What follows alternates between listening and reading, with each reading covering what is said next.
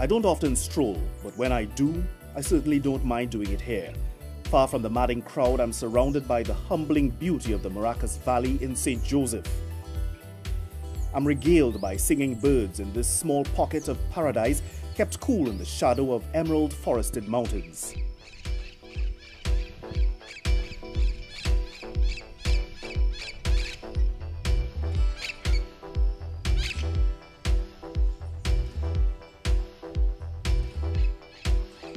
Wow, I'd never have imagined that this stately house and vast expanse of manicured greenery was hiding behind the tall hedge surrounding the property. The great houses I've visited so far have very little or none of their estates left. Ortinola appears frozen in time, still governing its vast domain. Just the name Ortinola has an innate beauty in the way it rolls off the tongue. The grounds certainly live up to that name. This house is the jewel that was set in the crown of the Ortinola estate that spanned an incredible 430 acres. As I've found with these buildings, the history is as riveting as the architecture. The Ortinola estate has an esteemed connection to a famous brand, Cadbury. Now, Cadbury Brothers, as it was called back in those days, was better known for drinking chocolate, the beverage, hot chocolate. Today, it's better known for eating chocolate. Right.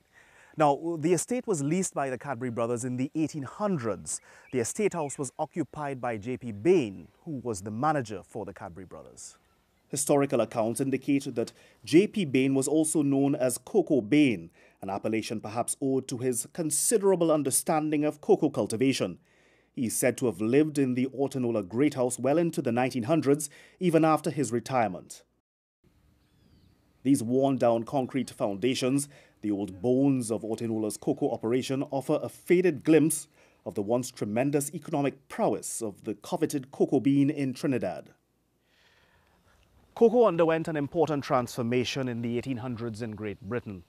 Advances in mechanization led to the improved processing of cocoa. This meant that there was an increased demand for cocoa, and this naturally translated into a cocoa boom in Trinidad. It benefited the economy tremendously, and the Ortinola estate is just one of many that prospered during this period.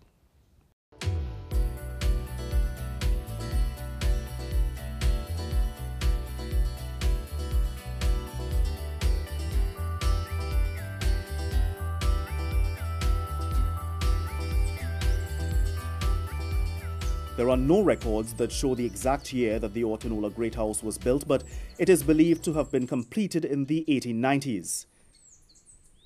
It was severely dilapidated when Russell Nath and his wife bought the property. They admit that they had plans for the estate, but none for the house.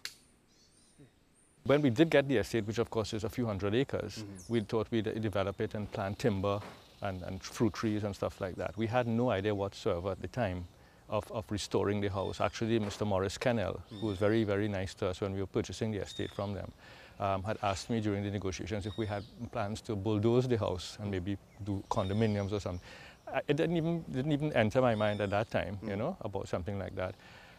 It was later on, well after we bought it, the fortunate financial circumstances I mentioned earlier, which allowed us to buy it, unfortunately turned upside down. And as you know, they say necessity is the mother of invention. Right. So I came strolling around with the family one day, and we looked at the house and said, look, this thing has to become an income-earning asset in some way. The family had a sit-down and decided on a strategy. The old Ortinola Great House would be restored and repurposed. Looking lovely is one thing, but the building would have to earn its keep. With a restoration to its original form, the house would serve as a unique venue for conferences, retreats, and weddings. But this wasn't going to be easy or cheap. Russell started off with a bare-bones crew on the crumbling structure.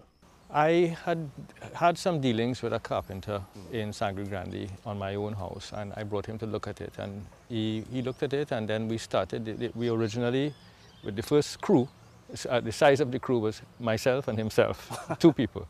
We started with a pig foot, a hammer, you know, just getting all of the old rotten wood out of the house. These photographs of the house before work began show the extent of decay. Simply put, the house was a mess. There are few people who would look at a building like this and automatically think restoration. The concrete pillars supporting the house needed to be restored. The entire roof had to be redone. The Demerara windows needed attention, and the signature fretwork on the outside had to be replaced. A sample was taken, a template made, and hundreds of feet of fretwork recreated. The entire restoration would take more than 2 years to complete. In looking at the finished product, it is difficult not to be moved by what is clearly a remarkable feat of restorative work.